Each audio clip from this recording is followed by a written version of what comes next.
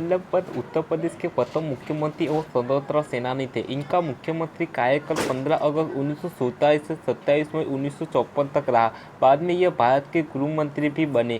भारतीय संविधान में हिंदी भाषा को राष्ट्रभाषा का दर्जा दिलाने और जमींदारी प्रथा को खत्म करने में इनका महत्वपूर्ण योगदान था। भारत रत्न का सम्मान उनके ही गृह मंत्री काल में आरंभ किया गया था। बाद में यही सम्मान उन्हें 1927 के उनके स्वतंत्रता संग्राम में योगदान देने, उत्तर प्रदेश के मुख्यमंत्री तथा भारत के गृह मंत्री के रूप में उत्सुक कार्य करने के उपलक्ष्य में राष्ट्रपति राजेंद्र प्रसाद द्वारा प्रदान किया गया था। अपने संकल्प और साहस के मशहूर पंत जी का जन्म 10 सितंबर 1887 वर्तमान उत्तराखंड राज्य के अलवार जिले के कूट नामक गांव में ब्राह्मण परिवार में हुआ था। इस परिवार का संबंध कुमाऊं की एक अत्यंत प्राचीन और सम्मानित परंपरा से है। पंतों की इस परंपरा का मूल स्थान महाराष्ट्र का कोकण प्रदेश माना जाता है और इसके आदि पुरुष माने जाते हैं। जयदेव पंत ऐसी मान्यता है कि 11वीं सदी के आरंभ में जयदेव पंत तथा उनका परिवार कुमाऊं में आकर बस गया था। गोविंद वल्लभ पंत के पिता नाम श्री मनोहरनाथ पंत था। श्री मनोहरनाथ पंत गोविंद के जन्म से 3 वर्ष के भीतर अपनी पत्नी के साथ पौड़ी गढ़वाला चले गए थे। बालक गोविंद एक बार पौड़ी गया परंतु स्थापित रूप से अल्मोड़ा में रह गया। उनका लाला पोषण उसकी मौसी ने धनी देवी ने किया था। गोविंद ने 10 वर्ष की आयु तक शिक्षा घर पर ही ग्रहण की थी। 1857 में गोविंद को स्थानीय रामजी कॉलेज में प्राथमिक पाठशाला में दाखिला कराया गया। 1899 में 12 वर्ष की आयु में उनका विवाह बालदत्त जोशी की कन्या गंगा देवी से हो गया। उस समय वह कक्षा 7 में थे। गोविंद ने लोअर मेडिकल की परीक्षा संस्कृत, गणित, अंग्रेजी विषय में विशेष योग्यता के साथ प्रथम श्रेणी में पास की। गोविंद इंटर की परीक्षा पास करने तक की यहीं पर रहे। इसके पश्चात इलाहाबाद विश्वविद्यालय में प्रवेश लिया तथा बीए में गणित, राजनीति और अंग्रेजी साहित्य विषय लिया। इलाहाबाद उस समय भारत की विभूति और जवाहरलाल नेहरू, मोतीलाल नेहरू, सर तेजा बहादुर सप्रू, सतीश चंद्र बनर्जी और श्री सुंदरलाल शरीफों का संगम था। वही विश्वविद्यालय में अंतर्राष्ट्रीय साहित्य विज्ञान प्राध्यापक जनिक्षा कोक्सा, रेनेडा, एपी मुखर्जी सरीख के विद्वान थे। इलाहाबाद नवा युग गोविंद को इस महान पुरुषों का सवित्र संपर्क मिला था। जागरूक, व्यापक और राजनीतिक चेतना से भरपूर वातावरण मिला।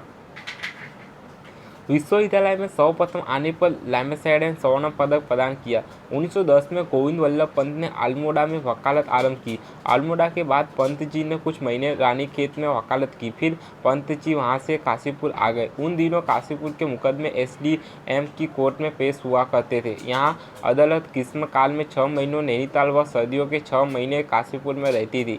इस प्रकार पंत जी का काशीपुर के बाद नैनीताल से संबंध जुड़ा। सन 1912-13 में पंत जी काशीपुर आए। उस समय उनके पिताजी रेवेन्यू कलेक्टर थे। श्री कुंज बिहारी लाल जो काशीपुर के कार्यों प्रतिष्ठित नागरिक थे। मुकदमा पंत जी धारे लिए गए सबसे पहले मुकदमों से एक था। इसकी फीस उन्हें 5 रुपये मिली थी। 1909 में पंत जी के पहले पुत्र की बीमारी से मृत्यु हो गई और कुछ समय बाद पत्नी गंगा देवी की भी मृत्यु हो गई। उस समय उनकी आयु 23 वर्ष की थी।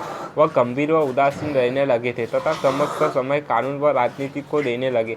परिवार के दबाव पर 1912 में पंत जी का दूसरा विवाह अल्मोड़ा में हुआ। उसके बाद पिताजी ने काशीपुर आए। पिता की काशीपुर सबसे पहले नजकरी में नमक वालों की कोठी में 1 साल तक रहे। 1913 में पिताजी काशीपुर के मोहल्ले खालसा में 3-4 वर्ष तक रहे। अभी नए मकान में आए 1 वर्ष भी नहीं हुआ था कि उनके पिता मनोरथ पंत का देहांत हो गया। इस बीच एक पुत्र की संप्राप्ति हुई और उसकी भी कुछ महीनों बाद मृत्यु हो गई। बच्चों के बाद पत्नी भी 1914 में स्वर्ग सिधार गई। 1916 में पंत जी राजकुमार चौबे की बैठक में चले गए। चौबे जी पंत जी के अन्य मित्र थे। उनके द्वारा दबाव डालने पर पूर्ण विवाह के लिए रानी होना पड़ा था। काशीपुर के ही श्री तारादास पांडे जी की पुत्री कला देवी से विवाह हुआ। उस समय पंत जी की आयु 30 वर्ष की थी।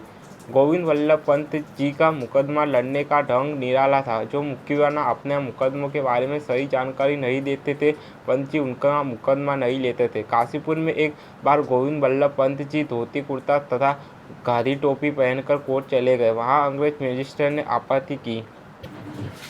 वकालत की काशीपुर में धाक थी और उनकी 500 रुपये मासिक से भी अधिक हो गई। पंत जी ने कारण काशीपुर राजनीतिक तथा सामाजिक दृष्टियों से कुमाऊं के अन्य नागरिकों की अपेक्षा अधिक जागरूक था।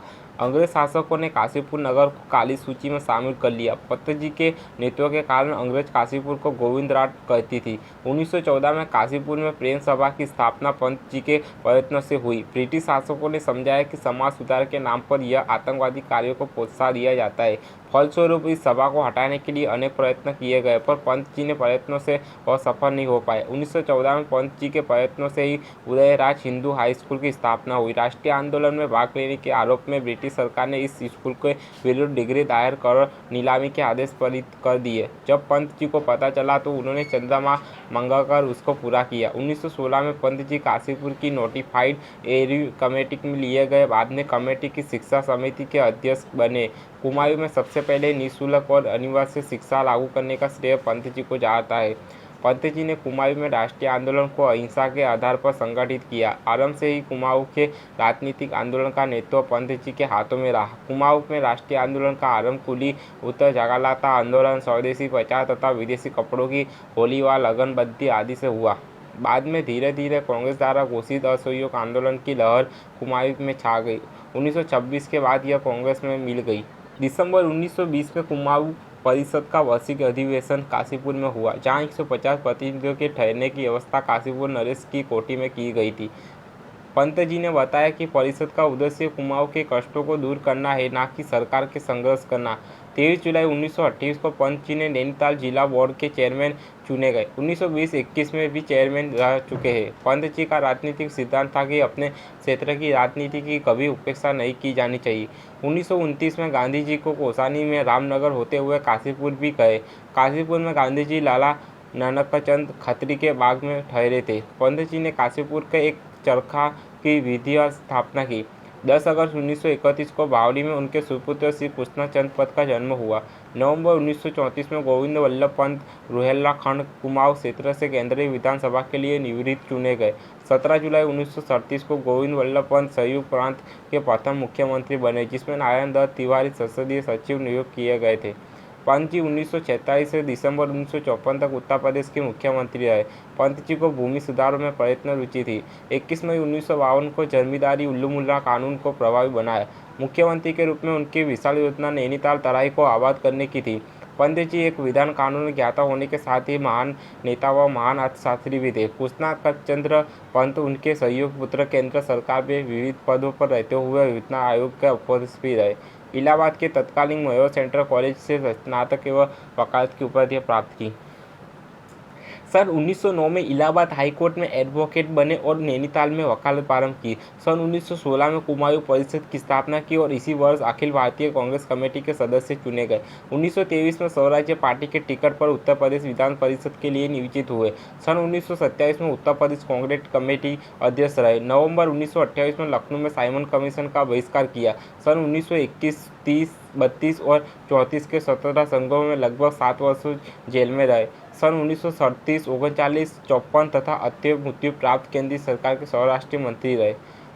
मित्रों और साथियों, इस ऐतिहासिक अवसर पर आप लोगों के प्रति हार्दिक शुभकामनाएं प्रकट करते हुए मुझे हर्ष होता है। हम अपनी मंजिल पर पहुंच चुके हैं, हमें अपना लक्ष्य मिल गया है। भारतीय संघ के स्वतंत्र राज्य में मैं आपका स्वागत करता हूं। जनता के प्रतिनिधि राज्य और उसकी विभिन्न शाखाओं का नियंत्रण और संचालन करता हूँ। जनता द्वारा जनता के लिए जनता की सरकार केवल सिद्धांत नहीं रहेगा, वरना अब वह सब प्रकार से सक्रिय रूप धारण करेगा और सभी मानवों में भी यह सिद्धांत व्यवहार ले जाएगा। गोविंद वल्लभ पंत अच्छे नाटककार है। उनका वरमाला नाटक, जो मंगढ़िया पुराण की एक कथा पर आधारित है, बड़ी निपुणता से लिखा गया है। मेवाड़ की पत्थर नामक धाया के ओलंपिक त्याग के ऐतिहासिक वृत्त लेकर रामकूट की रचना हुई है। दुष्टरिमा दिखाने वाले सामाजिक नाटक है। भारत रत्न सम्मान उनके ही काल में आरंभ किया गया। सन 1957 में गणतंत्र दिवस पर महान देशभक्त, कुशल प्रशासक, सफल वक्ता, तर्ककर्ता, धनी एवं उदारमना पंत जी को भारत की सर्वोच्च उपाधि भारत रत्न से विभूषित किया गया। आज उनकी याद में उनके जन्म स्थान पर एक स्मारक का निर्माण किया गया है। पंडित पंत को उत्तराखंड के लोग गोटी पोटा जुयूं कहकर भी पुकारते हैं, क्योंकि पंत जी का जन्म अपने नैनीहाल के यानी स्थानीय व्यवसाय के लिए बनाया जाता है।